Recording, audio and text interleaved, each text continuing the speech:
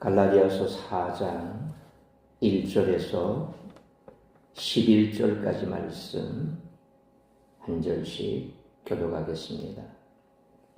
내가 또 말하노니 유업을 이을 자가 모든 것의 주인이나 어렸을 동안에는 종과 다름이 없어서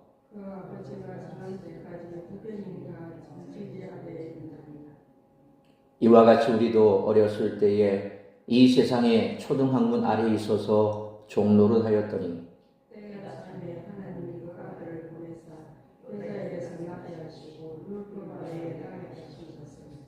율법 아래에 있는 자들을 속량하시고 우리로 아들의 명분을 얻게 하려 하심이라.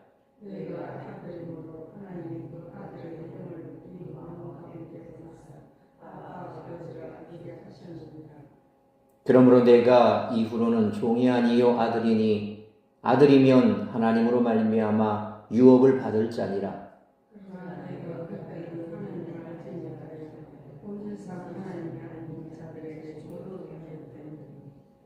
이제는 너희가 하나님을 알 뿐 아니라 더욱이 하나님이 아신 바 되었거늘 어찌하여 다시 약하고 천박한 초등학문으로 돌아가서 다시 그들에게 종노릇 하려 하느냐. 11절 같이 읽겠습니다.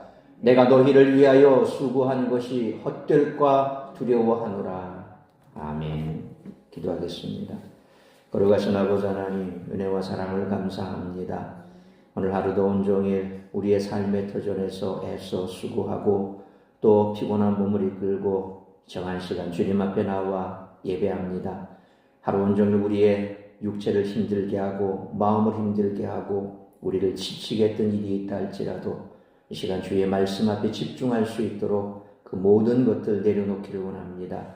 말씀 받고 오직 나를 구원하신 주님의 그 구원의 은혜에 감사하며 또한 남은 날 동안도 주님께서 주신 힘과 능력으로 승리하는 삶을 살아가기로 결단하는 귀하고 복된 시간 될 수 있도록 은총 베풀어 주옵소서. 우리 사랑하는 성도들 어디에 있든지 무엇을 하든지 이 예배의 자리를 기억하게 하시고 주님 앞에 나와 예배하기를 기뻐하는 성도들 될 수 있도록 은혜 내려주시기를 간절히 빌고 소원하오며 이 모든 말씀 우리 주 예수 그리스도의 이름으로 기도하옵나이다. 아멘.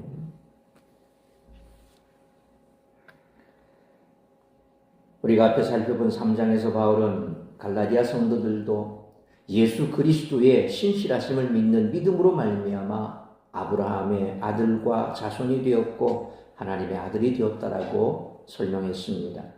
이제 오늘 본문에서 바울은 이 요점을 다시 한번 설명하고 갈라디아 교회의 상황에 적용하고 있습니다. 바울은 유업을 이을 자와 노예의 신분을 대조하는데 가장 큰 대조점은 유업을 입을 자가 가진 자유와 노예가 가진 속박의 상태입니다. 이로써 바울은 그리스도인들이 그리스도 안에서 누리는 자유를 강조합니다. 그리스도께서 죄의 노예 상태로부터 성도들을 구원하셨을 때 그들의 신분은 미성숙한 자녀와 노예에서 하나님의 유업을 함께 받는 모든 특권과 지위가 부여된 양자로 변화됩니다. 성도의 양자의 신분은 영원한 아들인 그리스도의 신분과 밀접한 관계가 있습니다. 믿음을 통해 성도들은 그리스도 안에 머물고 그분으로 옷 입습니다. 하나님은 성도들을 도우시고 그들의 신분을 증명하시기 위해 당신의 아들의 영을 보내셨습니다.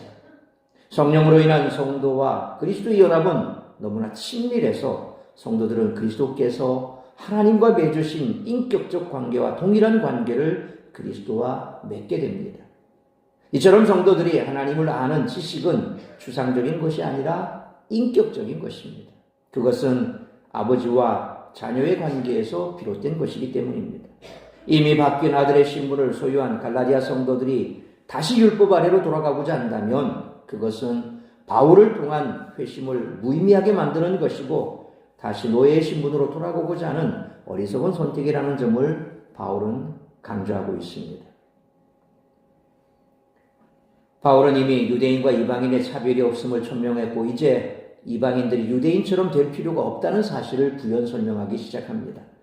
바울은 유대인이 처한 상황과 이방인이 처한 상황이 다르지만 유대인이나 이방인이나 하나님의 자녀, 하나님 나라의 상속자가 되는 길은 오직 하나, 예수 그리스도를 믿고 영접하는 것 외에는 없음을 강조합니다. 따라서 이와 같은 오늘 본문의 말씀을 통해 우리들이 깨달아야 할 것은 첫째로 1절로 5절 말씀처럼 유대인들도 예수님을 믿어야만 진정한 상속자가 된다는 것입니다. 앞선 3장 19절로 29절에서 바울은 한시성과 제한성을 가진 율법의 초등교사로서의 기능에 대해 설명한 바 있습니다. 그러니까 율법이라고 하는 것은 예수께서 오시기 전까지만 유효한 한시성을 가지고 있다 그랬습니다. 제한성이라고 하는 것은 율법이 가지고 있는 그 역할은 우리의 죄를 드러내는 데 있습니다. 그래서 율법을 지킴으로 해서 구원을 얻을 수 있는 영혼이 없기 때문에, 율법을 완벽하게 지킬 수 있는 사람이 없기 때문에 율법을 통해서 구원받을 방법은 없어지는 거죠. 이것이 바로 율법이 가지고 있는 한시성과 제한성이라고 지난 시간 말씀을 드렸습니다. 그리고 이어지는 오늘 본문 1절로 11절에서 바울은 율법의 종으로 돌아가려는 갈라디아 교인들의 어리석음을 지적하고 있습니다. 앞에서 바울은 율법을 초등교사에 비유를 했죠. 유대인들은 초등교사의 훈육을 받은 주인이신 하나님의 어린 아들인 셈입니다. 그래서 1절 말씀처럼 어린아들은 종들보다 지위가 높아도 종들을 마음대로 부릴 수도 없고 재산권을 행사할 수도 없다는 것입니다. 이게 그 당시 로마가 지배하던 그 시대에 종들 가운데 뛰어난 그런 종을 선택해서 그들을 통해서 어린아이를 교육하는 소위 오늘 초등교사, 옛날에는 몽학선생 이렇게 얘기됐죠. 그들의 역할이었던 것입니다. 2절에 보니까 후견인이라고 하는 단어가 나옵니다. 이 후견인은 왕위 상속자가 성숙해질 때까지 정부 운영 책임을 맡은 성인이 바로 후견인입니다. 또 청지기는 보통 큰 사유주의 행동잠자로서 다른 종들을 감독하는 종을 청지기라 그렇게 말했습니다. 이들은 아버지가 정한 때까지 역할을 수행했습니다. 로마시대 관습법상 미성년자는 14세까지 그의 아버지가 지정한 후견인 아래에 있었으며 재산은 25세가 될 때까지 청지기가 대신 관리했다라고 합니다. 바로 이러한 당시의 시대적 배경을 토대로 바울은 예수 그리스도의 복음과 율법이 성도들에게 미치는 역학적 관계를 설명하고 있습니다. 그리고 그 아버지가 정한 때란 그리스도께서 율법을 완성시키기 위해 곧 그 백성을 율법에 종된 상태에서 믿음의 자유자로 만드시기 위해 이 세상에 오실 그때까지를 가리키는 거죠. 예수님이 오셔서 율법을 완성할 때까지, 그때까지 바로 아버지가 정한 때다라는 겁니다. 그래서 아까 이 한시성이다라고 얘기한 것이 기한이 정해져 있다는 겁니다. 그리고 그 기간을 정하신 분은 누굽니까? 바로 하나님이심을 바울은 강조하고 있습니다. 3절 말씀처럼 유대인들은 예수님이 오시기 전까지 이런 상태에 있었는데 바울은 우리 곧 유대인이 율법 아래에 있었던 상태를 이 세상의 초등학문 아래에 있었다 그렇게 표현하고 있습니다. 여기서 세상의라는 말은 죄악에 오염됐다는 그런 뜻이 아니라 모세의 율법은 세상 곧 땅에 속해서 불완전하다고 여겨 이런 표현을 쓰고 있는 거죠. 바울은 율법을 온전히 순종하지 못하는 상태를 종, 곧 노예 신분 혹은 현재까지 종노릇 곧 노예 생활하는 그런 상태로 표현하고 있습니다.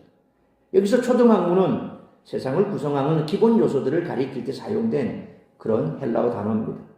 고대에는 그 요소들을 흙, 물, 바람, 불이라고 생각했고 이들이 예배의 대상이 되기도 했죠.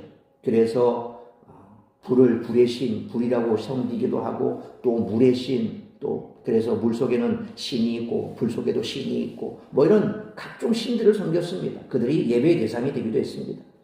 사실 이 단어의 정확한 뜻을 우리가 알기는 어렵지만 본문에서의 의미는 명백합니다.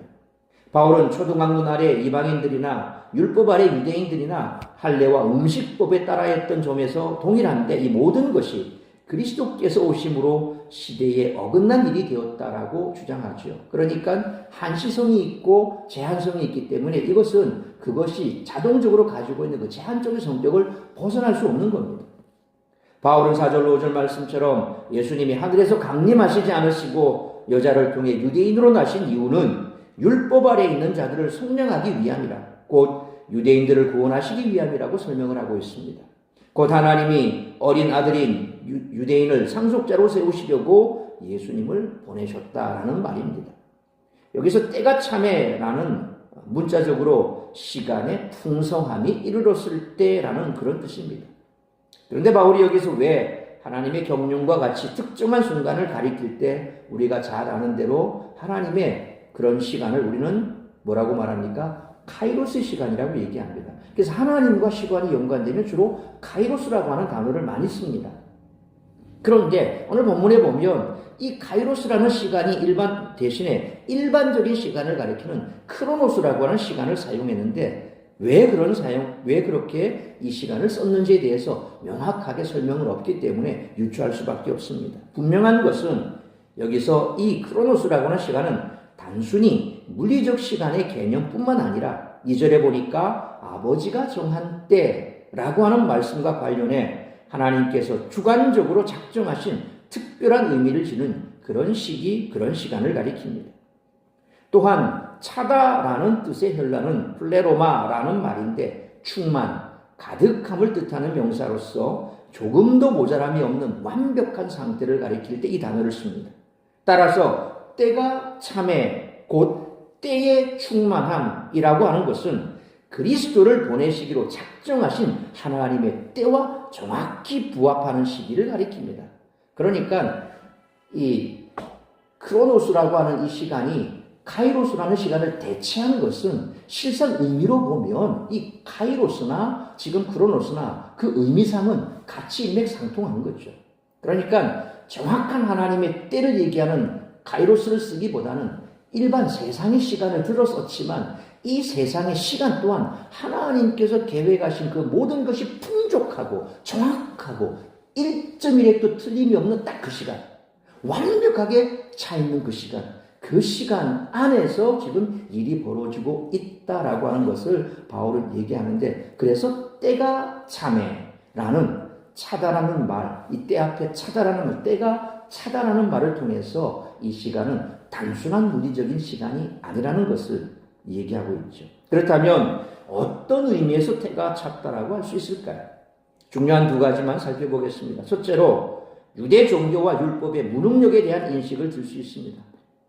그리스도가 이 땅에 오시기 전에 유대 종교와 종교 지도자들은 타락할 대로 타락했고, 율법은 구원의 역할을 감당하기보다는 오히려 하나님 백성을 억압하는 도구로 전락해 구원과 상관없는 형식주의에 빠져 있었습니다.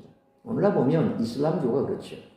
이슬람 그 경전은 꾸란이라고 얘기하죠. 근데 그 꾸란의 말씀들을 해석을 하고, 그리고 그 해석한 것을 적용하는 이맘들이 사실상 그들이 이 이슬람을 통치하는 근간이 되어버립니다. 그러니까 그들이 가지고 있는 이 경전의 내용들을 잘 해석을 하고 적용시키고 그걸 또 사람들에게 가르치고 또 거기에 따라서 그들이 체벌까지 하게 됩니다.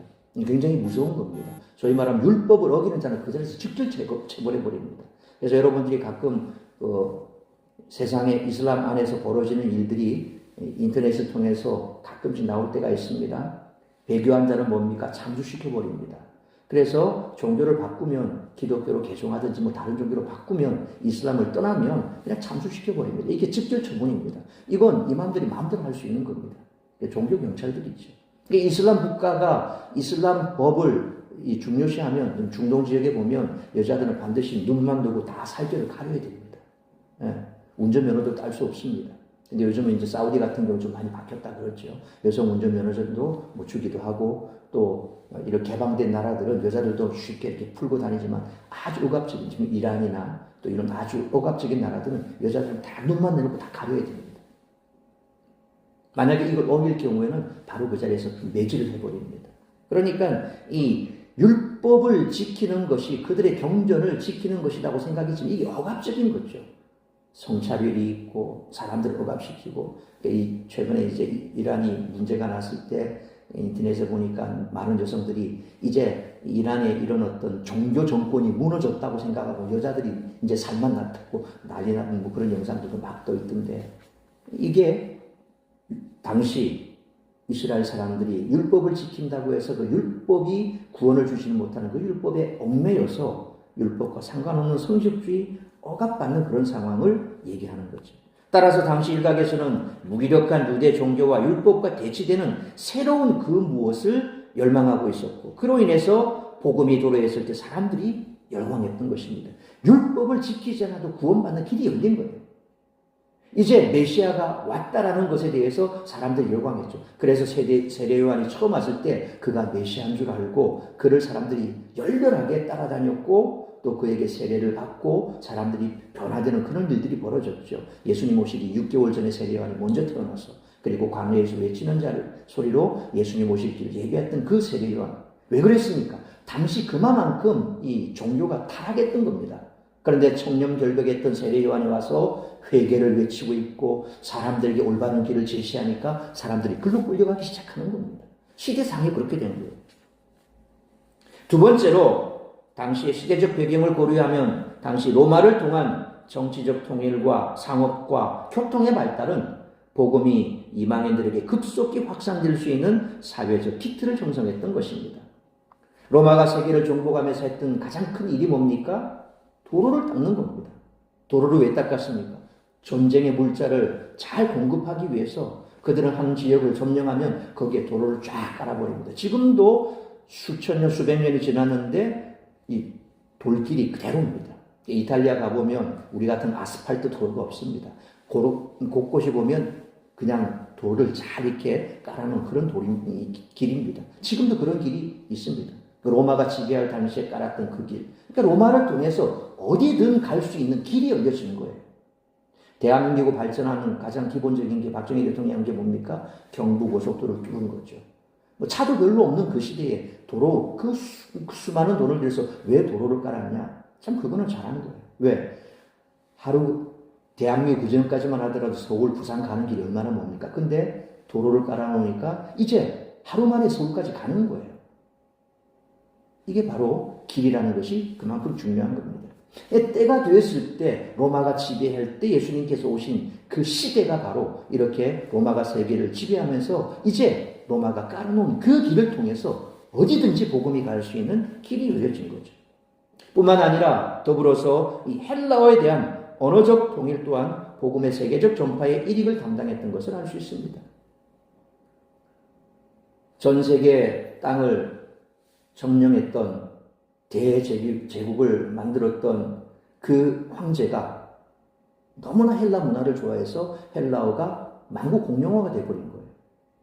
그러니까 이 알렉산더 대왕이 이 세계를 제패하면서 헬라어를 공용어로 선포하니까 헬라어를 통해서 이제 성경이 급속도로 나간 거죠.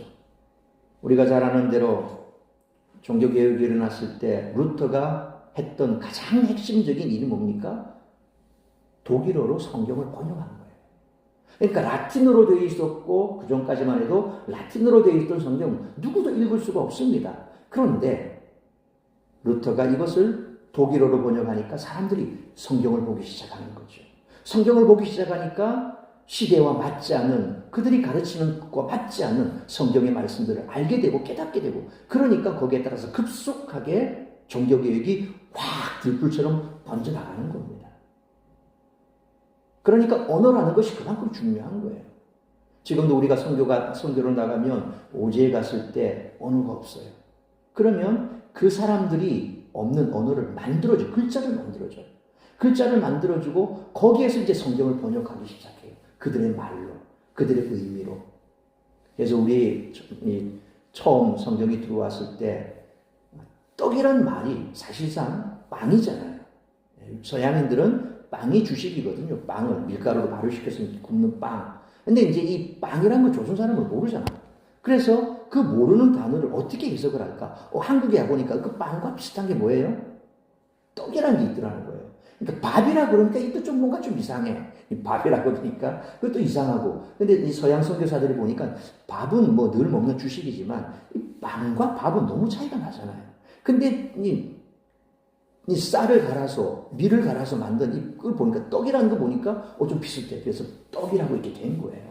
그러니까 그냥 이 비슷한 의미를 이렇게 서로 교차시키는 거죠. 이렇게 뭔가 조금 다르지만 성경을 번역하고 그들의 말을 만들고 언어라는 것이 그만큼 복음이 들어가는 아주 중요한 키포인트가 되는 겁니다.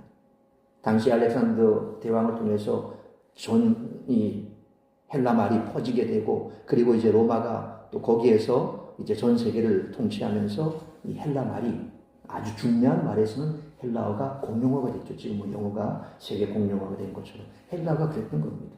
그래서 이와 같은 복음이 전파될 수 있는 여러 가지 많은 시대적인 배경들이 갈려지게 된 겁니다. 실제적으로 요한복음 읽어보면 요한복음에도 보면 때가 차면이라는 표현이 나오죠. 때가 차면, 때가 차면. 주님이 오실 때가 찼다는 거예요. 그 때가 찼다는 것은 바로 바울이 보았던 이 두 가지 이유. 이 두 가지 이유가 그 가운데 다 포함이 되는 겁니다. 시대적인 배경도 거기에 다 포함이 될 수 있고.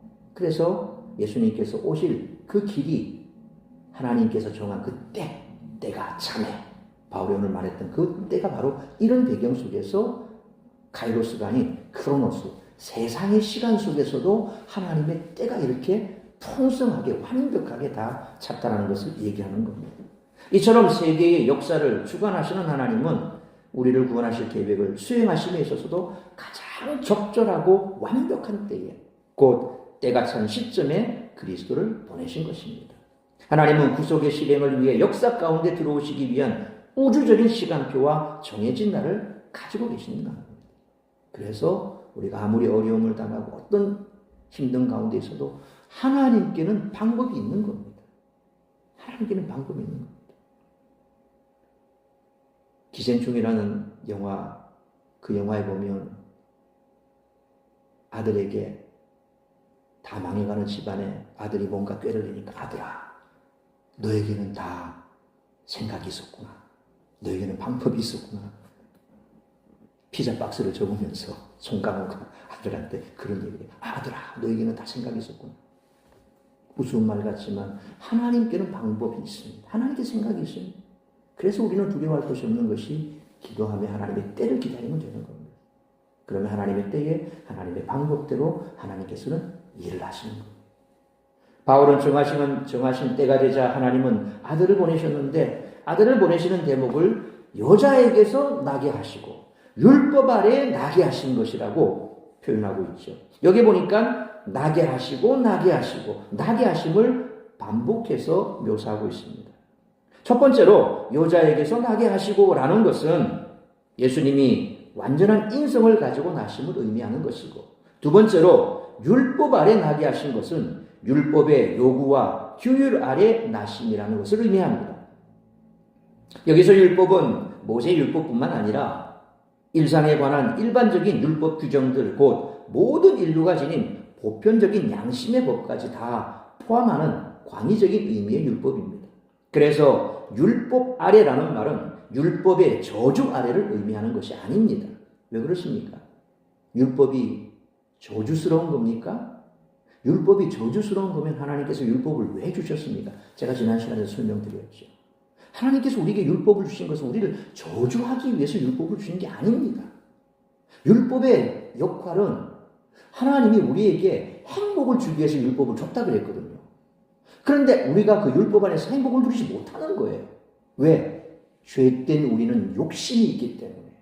욕심을 차리다 보니까 율법에 자꾸 어긋난 일을 하는 거죠. 법을 어기면 분명히 법의 제재를 받습니다. 그러면서도 왜 법을 어깁니까? 법을 어겨야 조금 더 많은 이익이 남고, 법을 어겨야 그 어긴 그 틈 사이에서 나에게 뭔가 더 큰 게 온다는 말이에요. 이 사람의 욕심인 거죠. 그래서 법을 어기는 거 아닙니까? 적법하게 살면 그냥 별 문제 없이 사는데, 그렇게 살아서는 돈도 못 벌고 제대로 세상 가운데서 높아지지 못한다. 그래서 사람들이 늘 하는 말이 그렇지 않습니까? 적당하게 법도 어길 줄 알아야 된다. 이게 우리 세상 사람들이 하는 얘기예요. 그런데 성경은 그렇게 가르치지 않죠. 율법도 마찬가지입니다. 율법 아래에 있다고 해서 율법이 저주스러운 것은 아니라는 겁니다. 예수님은 율법의 저주를 스스로 담당하셨으므로 죄와 건수에 사로잡힌 자들을 해방하실 수 있었다라는 거죠. 그래서 율법 아래 얽매인 그 우리 인생을 예수님께서 직접 다 체험하셨지 않습니까? 그래서 율법 아래에서 죽을 수밖에 없는, 율법을 지켜서 구원받지 못하는 우리의 그 심적, 우리의 그 상황을 예수님은 다 스스로 몸으로 체험하신 거예요. 그래서 율법 아래에 있었다라고 얘기를 하는 겁니다. 그래서 예수님께서 그 율법 아래에 있는 우리를 예수님께서 구원하실 수 있게 된 거죠. 만약에 만들어주고 신적인 모습으로 그냥 알아서 해결했다면 예수님은 우리를 이해할 수 없을 거예요. 우리가 기도하는 거, 너 그거 왜 기도해? 마치 그런 거죠. 요즘 우리 집은 너무 가난해졌어요. 그래서 우리 운전기사님한테도 월급을 깎아야 했고, 우리 집을 돌보는 가정부 아줌마 월급도 좀 깎아야 했고, 우리 집을 청소하는 또 저기 정원사 아저씨들도 월급을 좀 깎아야 해서 난 참 지금 많이 가난해요. 이 가난한 겁니까? 집에 가정부도 있고 운전기사도 있고 정원사도 있는데 이 가난한 겁니까? 한 끼 못 먹어 굶어 죽는 사람이 들어보면 참 기가 찰 노릇이죠. 그런데 그 사람은 옛날에 그들에게 풍족하게 줬다가 못 주니까 가난하다고 느낄 수 있는 거예요. 마치 그런 겁니다. 하나님께서 신적인 모습으로, 인간의 모습이 아니라 신적인 모습으로 우리를 해결하기 위해서 그냥 짠 하고 오셨다면 우리를 이해 못 하실 거예요. 그런데 예수님은 여자의 몸으로 나신, 뭡니까? 인간의 몸으로 인간이 가질 수 있는 모든 것들을 다 가지고 나신 거예요. 그리고 율법 아래 나셨다는 것은 그 인간이 억압받는, 그 당시 아까 설명드렸지 않습니까? 그런 억압받는 그 시대 속에서 인간이 억압받는 슬픔, 좌절, 그 모든 것들을 다 예수님께서 체휼하신 거예요. 그래서 예수님께서 우리를 긍휼히 여기지 못하실 분이 아니라는 거죠. 우리를 다 이해하신다는 분이에요. 우리 머리들까지 다시신다는 그 말, 의미가 바로 그런 겁니다. 인간으로 오셨기 때문에, 율법 아래 오셨기 때문에 우리 모든 것을 다 이미 스스로 경험하신 거예요. 경험하지 못한 사람은 그런 아픔 가운데 있는 사람의 얘기를 이해할 수 없는 거죠. 절망을 당해봐야, 사고를 당해봐야 병원에 누워있는 환자의 아픔을 알고, 수술대에 들어가봐야 수술장에 들어가는 사람의 그 두려움을 알게 되는 거죠. 하나님이 그 아들을 보내신 목적은 5절 말씀처럼 죄 아래 있는 자들을 속량하시고 우리로 아들의 명분을 얻게 하려 하심, 곧 양자됨을 얻게 하기 위함이라고 말씀합니다.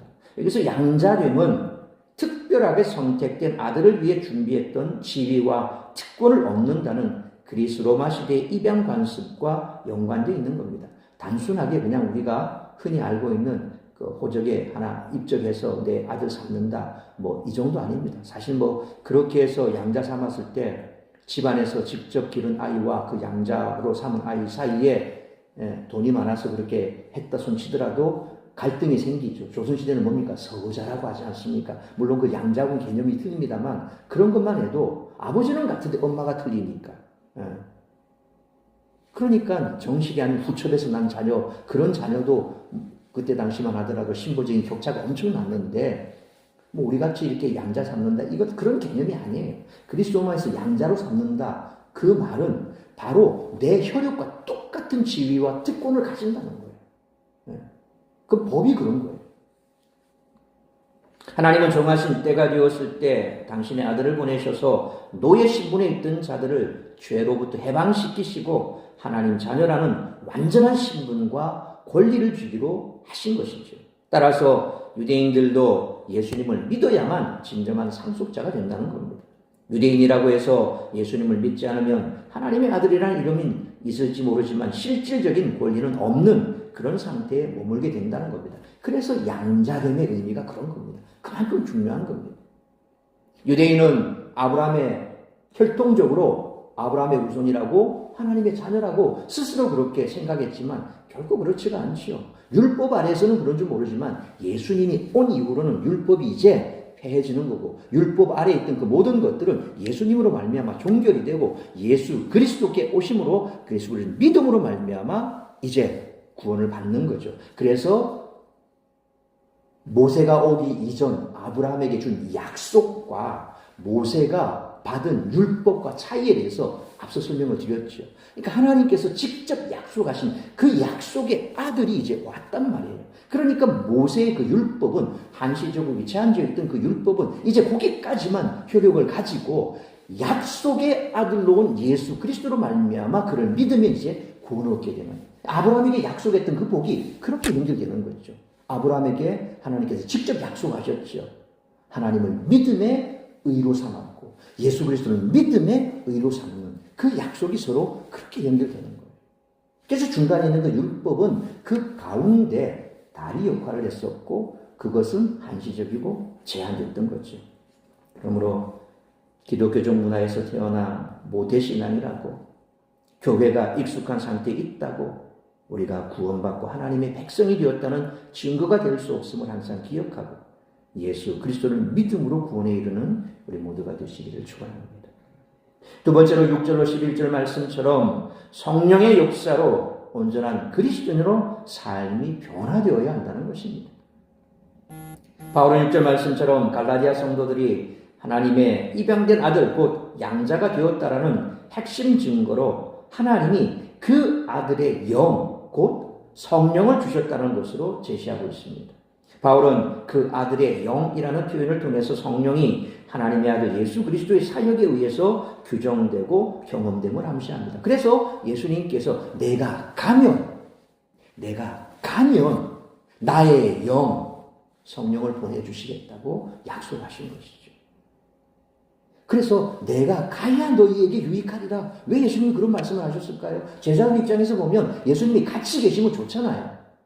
근데 예수님이 왜 그런 말씀을 하셨습니까? 내가 가야 구원이 완성이 되고 내가 가야 성령이 오게 되고 그 성령이 왔을 때 바로 너희에게 그 성령께서 구원의 자녀로 확증시켜 준다는 거예요. 이제 완벽하게 거기 이제 종지부 도장이 찍히는 거예요. 그게 이제 구속이 완성이 되는 거죠. 그러면 예수님이 가기 위해서는 뭡니까? 십자가를 져야 되죠. 아직 십자가를 지지 않았으니까 구원이 완성이 되지 않았고, 예수님이 십자가를 지고 가셔야 완성이 되고, 그래서 그와 함께 성령이 오셔서 이제 그 모든 것도 우리 가운데 확증시켜주면, 그러면 이제 우리는 완벽한 이제 서류상으로 양자가 되어버리는 거죠. 하나님의 자녀가 되는 거죠. 이게 구원의 완성 아닙니까? 이 성령은 신약 성경에서 보면 양자의 영. 그래서 하나님의 양자로 삼는 그 역할을 성령이 해주시는 거잖아요. 성령이 꽝 하고 서류상에 도장 찍는 것처럼 그렇게 확증해 주시오. 양자의 영, 그리스도의 영, 주의 영, 예수 그리스도의 성령, 하나님의 영. 성령은 이처럼 여러 가지 명칭으로 불린다는 겁니다. 하지만 4절에서 그 아들과 5절에 아들의 명분의 관계에 초점을 맞추고 있기 때문에 그 아들의 영이라고 오늘 바울은 표현하고 있습니다. 바울은 하나님께서 그 아들의 영을 보내신 이유에 대해서 너희가 아들이기 때문이다 라고 선언하고 있습니다. 아들의 영, 예수께서 이 땅에 오셔서 하나님께서 그 아들을 통해서 보내준 영, 그래서 그 아들을 통해서 보내준 영, 그 영이 우리에게 임하면 역시 우리도 그 아들의 영을 받아서 자녀가 되는 거예요. 그래서 너희가 아들이기 때문에 준다. 내 아들의 영을 너에게 준다. 하나님의 자녀임을 확증시켜 주는 거죠. 그리고 아들로서 그 아들의 영을 받았기 때문에 하나님을 이제 뭐라고 부릅니까? 아빠 아버지. 아바 아버지 그러잖아요. 아바 아버지. 이 아바라는 말이 아빠라는 말이에요. 아빠. 참 말이 참 비슷하죠. 히브리어도 보면 한글하고 비슷한 게 많아요. 아빠, 아바 아버지. 아바 아버지라 부르니라 아빠 아버지라 부를 수 있는 거예요. 아까 말씀드린 대로 성령이 오셔서 이제 네가 하나님의 자녀다 꽝 도장 찍어줬으니까, 그러니까 이제 우리가 하나님의 자녀가 돼서 하나님을 뭐라 부릅니까? 아빠 아버지라고 부를 수 있게 됐다라는 거예요. 여기서 한 가지 더 주의 깊게 살펴볼 것은 부르게 하셨느니라 라는 말입니다.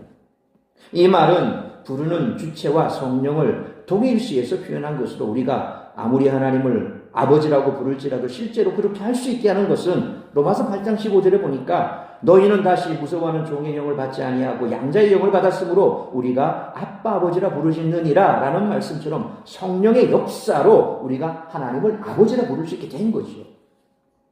동시에 로마서 8장 26절로 27절에 이와 같이 성령도 우리의 연약함을 도우시나니 우리는 마땅히 기도할 바를 알지 못하나 오직 성령이 말할 수 없는 탄식으로 우리를 위하여 친히 간구하시느니라. 마음을 살피는 이가 성령의 생각을 하시나니 이는 성령이 하나님의 뜻대로 성도를 위하여 간구하심이니라 라는 말씀처럼 성도편에 서서 하나님 아버지께 부르짖는 것도 다름 아닌 바로 성령님이심을 암시하는 말씀이죠. 그래서 성령께서 내 속에서 말할 수 없는 탄식으로 부르짖는다. 왜? 우리가 하나님의 뜻대로 살지 못할 때 내 속에서 성령께서 그렇게 우리를 위해서 간구하시고 우리가 뭘 기도해야 할지 모를 때 성령께서 생각나게 하시고 또 어려울 때 내가 알고 있는 그 성경 구절을 번뜩 생각나게 하셔서 그 말씀을 붙들면 우리가 어떻습니까? 힘을 얻게 되는 거죠. 그 모든 것이 누군 성령의 역사라는 거죠. 게다가 3장 1절로 5절 말씀처럼 갈라디아 성도들이 강력하게 성령을 체험한 일을 그들이 하나님의 아들임을 나타내 준다는 거예요. 그래서 너희가 이미 성령의 강한 체험이 있다는 것을 이미 앞서 설명을 했죠. 갈라디아 성도들은 이미 성령 체험이 있는 사람들입니다. 그럼에도 불구하고 왜 자꾸 율법을 쫓아가느냐 이거예요. 하나님께서 율법을 한시적으로 그렇게 준, 유대인을 위해서 준 그것은 예수님이 오시기 전까지 필요한 거고, 그래서 유대인들은 초등학문의 그 초등교사처럼 그들을 이끌기 위해서 그렇게 한 건데, 이제 예수님이 오셨으니 너희가 그 율법 아래 있지도 않았지 않느냐? 근데 이제 예수님이 오셨음에도 불구하고 왜 자꾸 그쪽으로 가려고 그러냐고. 바울이 정말 목에 핏대를 세우면서 그렇게 얘기하고 있지 않습니까? 그러니까 이미 그들은 성령을 체험했습니다. 무슨 말입니까? 하나님의 자녀가 됐다라는 거예요. 성령이 임했다라는 거죠. 성령이 임하면 뭡니까? 양자의 영을 받았고 그래서 그들이 양자가 된 거예요. 하나님의 자녀가 된 거예요. 갈라디아 성도들 이미 성령 체험이 있으니 하나님의 자녀가 됐다라는 겁니다. 우리가 아들이기 때문에 하나님이 우리에게 성령을 보내주셔서 우리가 하나님을 아빠 아버지라 부르게 하셨던 거예요. 그 결과로 7절 말씀처럼 우리는 뭐가 됐습니까? 아들이 된 거예요. 바울은 이 둘 사이의 시간적, 논리적 순서, 뭐가 먼저고 뭐가 뒤고 이걸 지금 얘기하는 것이 아니라 이 모든 것은 동시다발적으로 바로 일어나는 겁니다. 예수 그리스도께서 나를 구원하셔서 내가 구원받으면 바로 성령이 오시고 성령의 역사가 일어나면 그때부터 우리는 놀랍도록 변화가 되는 거죠. 아, 이제 하나님은 내가 아버지다, 하나님 아버지라 내가 부를 수 있게 되고 그 놀라운 구원의 역사는 계속적으로 폭발적으로, 그래서 이게 먼저고 저게 먼저고 이렇게 순서를 따질 이유가 아니라 바로 우리가 구원받음과 함께 그런 역사들이 같이 일어난다는 거죠. 그런데 이방인들은 유대인과 전혀 다르죠. 이방인들은 주인의 아들로 태어나지 않았기에 초등학문, 율법의 훈육을 받지 않았습니다. 앞서 설명드린 것처럼. 다만 그들이 복음을 듣고 믿을 때 하나님의 진짜 아들 예수님의 영이 그들에게 임함으로 그들이 하나님의 아들 상속자가 된 겁니다. 바울은 이 모든 것이 인간의 계획이나 노력에 의해서가 아니라 하나님으로 말미암아 이루어졌다라고 말씀함으로써 인간 구원의 주도권이 하나님께 있음을 분명하게 드러납니다. 율법이 그렇게 만든 것도 아니고 바로 하나님께서 우리에게 그런 성령을 통해서 그것을 깨닫게 하시고 이루게 하시고 구원받게 하시는 거죠. 4절로 7절에서 그리스도의 구속사역으로 인해 성도가 율법으로부터 속량받고 하나님의 아들이란 영광스러운 명분을 받게 되었음을 밝힌 바울이 이제 8절로 11절에서 그러한 은혜를 입었음에도 불구하고 또다시 율법의 종된 자리로 되돌아가려는 갈라디아 교인들의 어리석음을 이제 지적하는 겁니다. 이런 내용을 시작하는 8절은 과거 하나님을 알지 못했던 갈라디아 교인들의 행위를 회상하는 부분입니다. 여기서 말하는 그때 8절에 그때라고 하는 것은 앞에 1절로 3절에서 말하고 있는 어렸을 동안과 일치하는 겁니다. 어렸을 동안 초등교사의 지휘 아래 있던 그때, 율법 아래 있던 그때, 유대인이 하나님의 어린 아들로 율법 아래에서 종과 다름없이 사는 동안 하나님이 아닌 자들 곧 우상의 집에서 태어난 이방인들은 그 우상의 종로로 하고 있었죠. 하지만 이제 그들이 9절 말씀처럼 예수님을 믿음으로 예수님의 영을 받았고 상속자의 신분을 얻게 된 것입니다. 장성한 후에 양자로 들어온 것이죠. 그러므로 초등학문 율법 아래서 훈육을 받을 필요는 없다는 겁니다. 이미 다 장성했기 때문에. 여기서 너희가 알 뿐 아니라 라는 말에서 알다에 해당하는 헬라어가 기노스코라는 단어입니다. 근데 8절에 보니까 하나님을 알지 못하여 라는 또 여기 알다라는 말이 나오지요. 8절에 알다라고 번역된 헬라어는 오이다라고 하는 말입니다. 근데 이 기노스코와 오이다라는 말은 개념적으로 차이가 있습니다.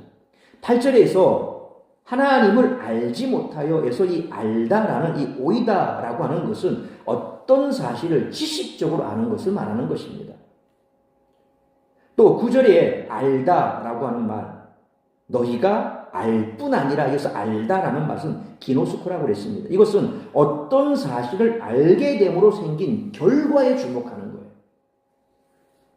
그러니까 9절에서 알다라는 뜻의 이 기노스코는 하나님의 아들이 됨으로써 그리고 아들의 영을 소유하게 됨으로써 갈라디아 교인들이 가족관계의 친밀함 속에서 하나님을 경험하게 되고 그러한 경험 속에서 하나님을 알아가게 되었음을 나타내는 그런 말이 9절에 나오는 알다고, 그냥 8절에 나온 알다라는 말은 지식적으로 하나님을 알지 못했다라는 그 정도 수준에 머무는 거예요. 그래서 8절과 9절 사이가 얼마나 큰 간격이 있는가를 이해할 수 있겠죠. 지식적인 것도 몰랐던 그들이 이제는 하나님을 알 뿐만 아니라 하나님을 여기서 알다고 쓴 단어가 뭡니까? 하나님을 체험했다라는 거예요. 이제 하나님을 체험했기 때문에 하나님이 어떤 분인가에 대해서 지식을 뛰어넘는 그런 깊은 지정의적인 그런 상태가 된 거죠. 얼마나 놀라운 변화입니까? 게다가 바울은 계속해서 하나님이 아신 바 되었다라고 말하고 있습니다. 하나님이 아신 바. 하나님을 아는 것에서 이제 한 발짝 더 가서 하나님이 아신 바 되었다고 했습니다. 바울은 지금 갈라디아 교인들이 과거 하나님을 모르던 상태에서 하나님을 경험적으로 알게 된 것도 큰 변화지만 근본적으로 더 중요한 변화는 다름 아닌 하나님이 또한 그들을 가족처럼 친밀함 속에서 마치 아버지가 아들을 아는 것처럼 알게 되셨다는 것을 밝히고 있는 겁니다. 그런데 바울은 이런 신분의 변화가 사람의 노력이 아니라 하나님의 은혜로 인한 것임을 다시 한번 강조합니다. 이런 정황 속에서 바울은 갈라디아 성도들이 하나님의 주권과 은혜의 풍성함에서 돌이켜 약하고 천박한 초등학문으로 돌아가는 어리석음을 책망하는 거죠. 이어서 바울은 갈라디아 교인들이 율법을 지켜야 한다는 가르침에 휘둘리는 이유는 10절로 11절 말씀처럼 이전의 우상 숭배에서 완전히 떠나지 못했기 때문이라고 진단하고 있습니다. 우상 종교에도 절기가 존재하는데 이방인들이 율법이 규정하는 날과 달과 절기와 해를 지키려는 이유가 이전의 우상을 섬기던 습성을 버리지 못했기 때문이라는 거죠. 여기서 날은 유대인들이 전통적으로 지켰던 안식일을 가리키고 금식일을 뜻합니다. 그리고 달은 매월 초하루에 지키는 월삭과 또 달의 반복적인 운행과 관련된 아비월, 시부월, 요런 절기, 그런 절기를 가리킵니다. 그리고 뒤에 나오는 절기는 율법이 규정하는 유대인의 3대 절기가 있죠. 유월절, 오순절, 장막절 뿐만 아니라 유대인들의 전통에 의해서 추가된 나팔절, 수전절, 불임절 이런 절기를 가리킵니다.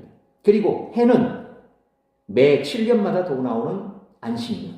매 7년마다 돌아오는 안식년. 그리고 이게 이제 7번 반복된, 이 7년이 7번 반복된 그 해. 그 해가 뭡니까? 희년. 이거 모든 것을 다시 원상태로 되돌려 버리는 겁니다. 희년이라고 하는 그런 50년마다 돌아가는 희년이 있죠. 이게 바로 해입니다.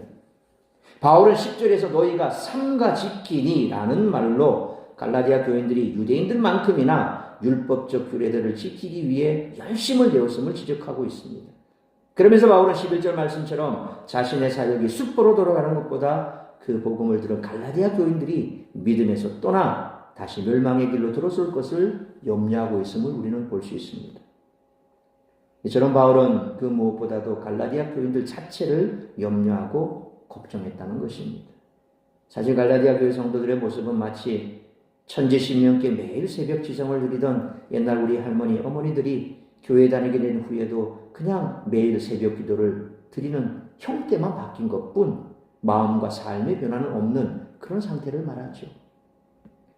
예수님을 믿는다는 것은 완전한 삶의 변화를 의미합니다. 이런 변화를 경험한 사람이 이전으로 돌아가는 어리석은 선택을 할 수 없는 거죠. 제가 부교육자 때 예수를 영접을 했는데, 믿었는데 아직 신앙이 익지 못해서 고민하다가 어느 날 목사님한테 전화를 해서 부탁을 했습니다. 목사님, 이제 제가 마음의 결단을 내렸습니다. 저희 집에 있는 부적들, 신주단지들 좀 없애주실 수 있겠습니까? 그 전까지 교회를 다녀도 그거 다 집에 있는 거예요. 부적도 그대로 붙어 있고 신주단지도 그대로 있고. 목사님하고 저랑 갔습니다. 제가 덕지덕지 다 뜯었습니다. 뭐 저는 상관없어요. 부적하고 전혀 부정되는 사람도 아니고, 그러니까 덕지덕지 뜯고 다 신주단지 뜯어보고 다 했습니다. 지금까지 잘 살아가고 있어요. 그러니까 세상 사람들 보면 그런 거 손대면 신주단지 손대면 부정탄다 그러잖아요. 뭐 부정탈 게 무엇이면 하나님 지켜주시는데 지금까지 건강하게 잘 있잖아요. 아프지도 않고. 그러니까 다 헛것이라는 거죠. 그러니까 그분도 이제 깨달은 거예요. 내가 예수 믿고 구원받았는데 이거 지금도 붙이고 있는 거, 이거 자꾸 마음에 걸리는 거야. 이거 아니다. 근데 또 스스로 떼자니 또 겁이 나는 거야. 그래서 목사님을 불러서 떼어달라고. 다 떼어줬잖아요. 우리 성도들 가운데도 그런 분이 있을 수도 있습니다. 옛날에 하던 정월 초하루 되면 터전 비결 보고 이렇게 힘들면 점쟁이 찾아가고 그러면서 주일날 예배 오고 있을 수 있어요. 그런 분들. 왜? 옛날에 하던 그 습관들 못 버리는 거예요. 그런 것들이 있습니다. 몸은 바뀌었는데 내면까지 바뀌지 못한 것. 예수는 믿는데 삶이 바뀌지 않는 것. 오늘 갈라디아 교인들이 바로 그런 모습으로 하나님의 자녀가 되었음에도 여전히 그들이 붙들고 있었던 옛날 우상 숭배하던 그 버릇이 있어서, 그래서 우상에게 지성을 드리던 그 마음이 있어서 예수 믿으면 구원받는다 그러는데 유대인들이 들어와서 야, 그걸로는 불가능정해. 어떻게 너 믿음이 뭐라고 네가 어떻게 확증할 수 있니? 그러니까 뭔가 보여지는 게 있어야 되잖아. 할례도 받아야 되고 율법도 지켜야 되고, 그래야 뭔가 보여지는 것도 있고 느껴지는 것도 있고 그렇잖아. 옛날 습관에 있던 사람들 얼마나 솔깃하겠습니까? 우상은 눈에 보이는 거지요. 또 그 우상에게 섬기기 위해서 여러 가지 많이 했지 않습니까? 그런 것들이 다 몸에 배어있던 사람들이니까 그 말에 솔깃할 수밖에 없는 거예요. 우리 역시 마찬가지입니다. 교회는 다니지만 껍데기만 와 있는 사람들, 옛날에 하던 습관을 못 버리는 거, 다 그런 것들이 똑같은 겁니다. 구원받은 하나님의 자녀가 되었음에도 여전히 갈라디아 성도들처럼 이전으로 돌아가는, 연약한 것으로 돌아가는, 아무런 의미 없는 것으로 돌아가는 그런 모습이 되는 거죠. 그러므로 예수 믿고 구원받은 지 오래되었음에도 여전히 버리지 못한 반성경적인 관습이나 죄악된 습관에서 벗어나 말씀과 기도로 무장하고 성령의 역사 가운데 온전한 그리스도인으로 삶이 변화되는 우리 모두가 되시기를 축원합니다. 사랑하는 성도 여러분, 하나님은 각 사람의 다름을 인정하십니다. 따라서 이방인 신자가 율법을 따를 필요가 없듯이 우리가 누군가의 신앙의 길을 답습할 필요도 없습니다. 다양한 성도들이 가진 유일한 공통점은 예수님은 믿음으로 구원받았고, 구원받은 자녀는 이전과 완전히 다른 삶을 살아야 한다는 것입니다. 그러므로 모태신앙인이고 교회가 익숙한 상태에 있다는 것이 우리가 구원받고 하나님의 백성 되었다는 증거가 될 수 없음을 항상 기억하고 살아야 할 뿐만 아니라, 예수 믿고 구원받은 지 오래되었음에도 여전히 버리지 못한 반성경적인 관습이나 죄악된 습관에서 벗어나 말씀과 기도로 무장하고 성령의 역사 가운데 온전한 그리스도인으로 삶이 변화되는 우리 모두가 되시기를 주님의 이름으로 축원합니다. 기도하겠습니다. 거룩하신 아버지 하나님, 은혜와 사랑을 감사합니다.